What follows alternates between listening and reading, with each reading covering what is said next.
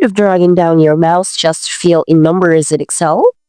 There's a faster way, and I'm going to show it to you in just a minute. This trick will save you so much time, especially when working with long lists. So let's get started. Let's say we're going to create a rank sequence. First, type equal sign, then quotation mark, your text or title of the sequence, another quotation mark, and symbol, then sequence. Open parenthesis, type rank numbers, comma, 1, then close parenthesis and hit enter.